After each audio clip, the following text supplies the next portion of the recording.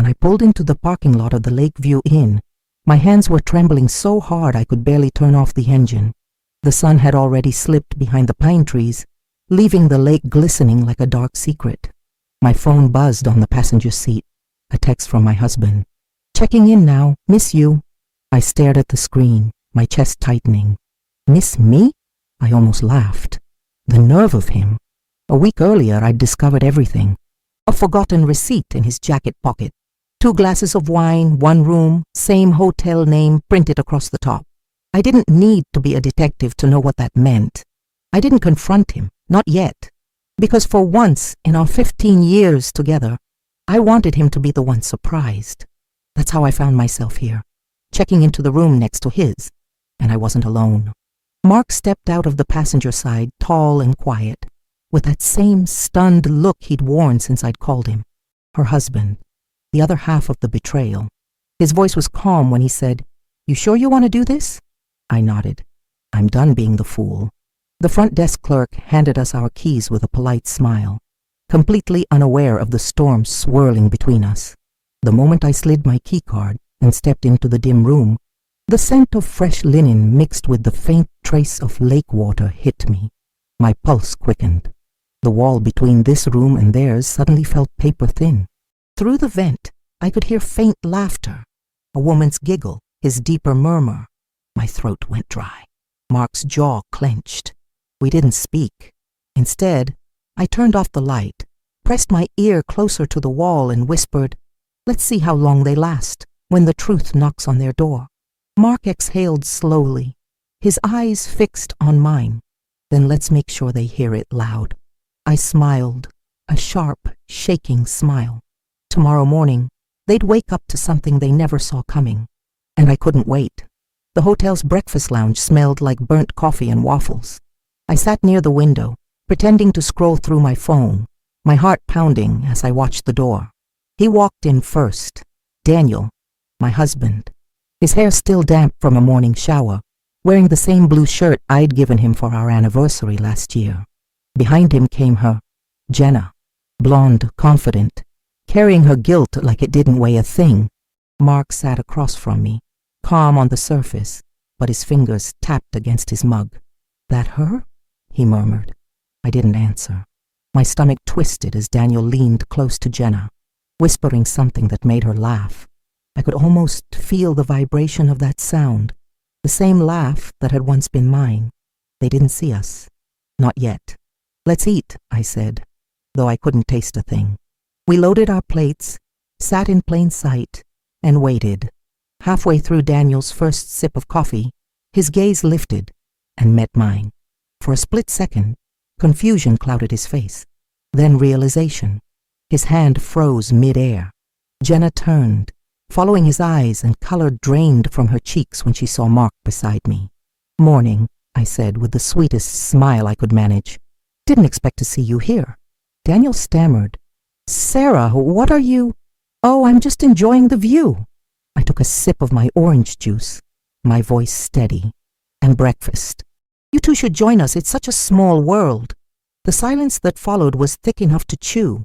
The only sound was the hum of the coffee machine and the shuffle of shoes as other guests tried not to stare.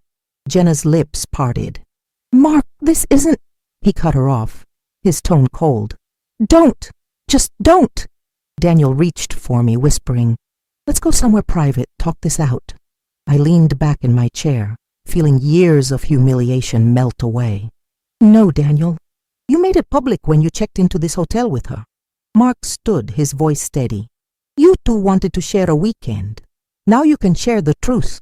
And with that, he dropped the hotel receipt, the receipt, right in front of them. The color drained from Daniel's face. Jenna looked like she might be sick. I rose, smoothing my shirt, feeling taller than I had in years. "Enjoy your breakfast," I said softly. "You'll need your strength." Then Mark and I walked out together, leaving behind 2 people who finally had to choke on the mess they made.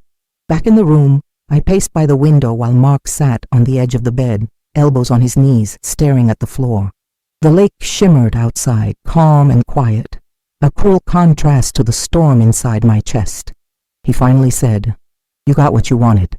They're humiliated. Now what? I turned toward him. Now we finish it. Mark looked up, brow furrowed. Finish it how? I took a deep breath. I'm not just here to catch them. I'm here to end it. For good. I want Daniel to understand exactly what he threw away. And I want her to feel what I felt. Mark's expression softened. Maybe pity. Maybe understanding. And what's my part in this? I smiled faintly. You already played it. You showed up. He didn't respond. Just stood and walked to the minibar, cracking open a small bottle of whiskey. I guess we both needed a witness. We sat in silence for a while, listening to the faint hum of the air conditioner. Somewhere next door, I could hear movement, muffled voices, the sound of a suitcase zipper. They were getting ready to leave. Do you think they'll actually face us? I asked. Mark shrugged. People like them? They'll try to hide first, pretend it never happened. He was right. I knew Daniel. He'd run before he'd ever admit he was wrong. That's why I'd left a little surprise for him. An envelope at the front desk, labeled with his name. Inside were photos I'd found. Us on vacations, at our wedding, him holding me after our daughter was born. Memories of a life he traded for a weekend affair. Send him a reminder, I said quietly. Mark raised an eyebrow. Cruel? Honest. An hour later, my phone buzzed again. A text from Daniel. We need to talk. Please. I didn't reply. Instead, I turned to Mark. Want to go for a walk? He hesitated, then nodded. We stepped out into the crisp air, walking down to the lake. The wind smelled like pine and cold water, sharp and clean, like freedom. For a moment, neither of us spoke. Then Mark said, almost to himself, You know, I used to think she was the love of my life. I looked at him, surprised. Used to? He gave a small, sad laugh. After today, I'm not sure what I ever saw in her. We stood there in silence, the sound of the waves against the dock steady and rhythmic. I realized something. I didn't feel broken anymore. I felt awake. And as the sun dipped lower, painting the lake in gold, I thought, maybe revenge isn't about hurting them. Maybe it's about finally remembering who I am without them. Still, I wasn't done yet. Not until Daniel looked me in the eyes and saw what he'd lost. That moment was coming. Soon. By late afternoon, the tension in the air felt thick enough to slice. I sat on the hotel's back deck, sipping coffee I could barely taste, waiting for Daniel to find the courage to show up. He'd texted again. Please, just 5 minutes. 5 minutes. 15 years together, reduced to 5 minutes. I heard the footsteps before I saw him. Daniel came around the corner wearing that same desperate expression I'd once mistaken for sincerity. His hair was messy, his eyes red-rimmed. Behind him, Jenna lingered by the doorway, pretending she wasn't eavesdropping. He started with the same weak defense I knew was coming. Sarah, I made a mistake. I cut him off. Stop. You didn't make a mistake, Daniel. You made a choice. Over and over again. He swallowed hard, hands in his pockets. It wasn't supposed to go this far. I let out a dry laugh. Do you even hear yourself? You booked the same hotel twice. The same room. You planned this. He didn't deny it. He just stood there, jaw tight, eyes darting toward Jenna like she might save him. I leaned back, crossing my arms. You told me you were working late. Do you remember that night? The night I stayed up waiting for you, made dinner, and then fell asleep on the couch? His lips parted. That was this night, Daniel. This hotel. Her. For a long moment there was silence. Just the sound of wind through the trees and the faint hum of the lake. Then I said calmly, You don't need to explain anymore. I already did the explaining. For years. Covering your stories, defending your moods, forgiving your silences. I'm done with that now. He stepped closer, voice trembling. Sarah, please. I love you. That word used to undo me. Now it just sounded cheap. No, I said softly. You love the version of me that believed your lies. Behind him, Jenna shifted uncomfortably. Mark appeared from the hallway, calm as ever, stopping beside me. His presence was solid, grounding. Daniel's eyes flicked to him, and something in his face crumbled. I stood slowly, leveling my gaze at both of them. You two deserve each other. Every lie, every secret, every quiet moment of guilt. I'm not part of that anymore. Then I turned to Mark. You ready? He nodded once. As we walked away, Daniel called after me, my name over and over, like saying it might pull me back. But each step felt lighter, like shedding a weight I'd carried for too long. At the parking lot, I stopped beside my car and took one last look at the lake, at the hotel that had been a witness to everything. Guess that's closure, Mark said quietly. I smiled. Not yet, but it's getting close. And as the sky began to darken, I knew the real ending wasn't about revenge anymore. It was about reclaiming the story. My story. Tomorrow, I'd make that official. The next morning, I woke before sunrise. The hotel was quiet, the kind of stillness that only comes after a storm. The air smelled of rain and coffee grounds from the lobby below. Mark was already up packing his things. You heading out? He asked. Not yet. I sat at the small desk, pulled out a sheet of hotel stationery, and stared at the blank page. My pen hovered above it. For a moment I didn't know what to say. Then the words came, steady and clear. Daniel, by the time you read this, I'll be gone. Not just from the hotel, from everything we built that stopped being ours a long time ago. You broke something I can't rebuild, and I won't spend another day trying to pretend it's whole. I don't hate you, but I don't recognize you either. And maybe that's worse. You taught me that silence can be its own kind of betrayal. I'm done being silent. Take care of yourself. You'll need to learn how to live without me, the same way I'm learning to live without you. Sarah, I folded the letter carefully, sealed it, and left it on the nightstand beside his keycard. When I turned, Mark was watching me quietly. That's it then? He asked. That's it, I said. For him. We walked out together, the hallway carpet muffling our steps. At the front desk, I handed the envelope to the clerk.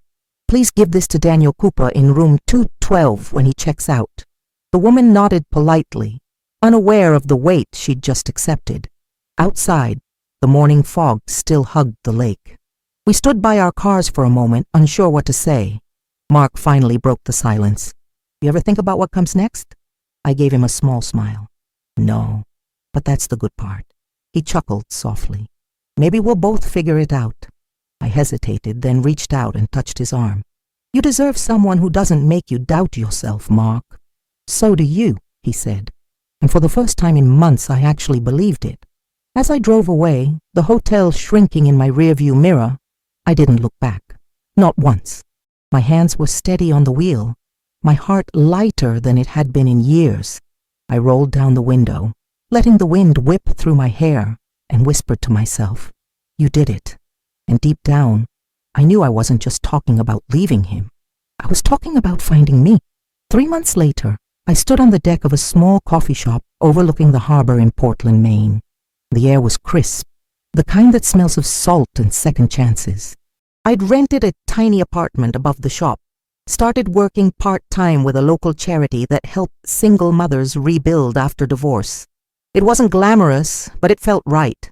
Most mornings I came here before work, notebook in hand, the same one I'd carried since that weekend at the Lakeview Inn. The pages were filled with pieces of me I'd forgotten, fragments of laughter, dreams I'd buried under routine, and a list titled, Things I'll Never Apologize For Again. That morning, as I sipped my coffee, my phone buzzed. A text from Mark. Heading up your way for a conference next week. Coffee? I smiled. We hadn't seen each other since the hotel, but we'd kept in touch. Small messages, honest ones. No drama, no pretending. Just two people who'd walked through the same fire and somehow came out human on the other side. Coffee sounds perfect, I texted back. I put the phone down and watched the sunlight spread across the water.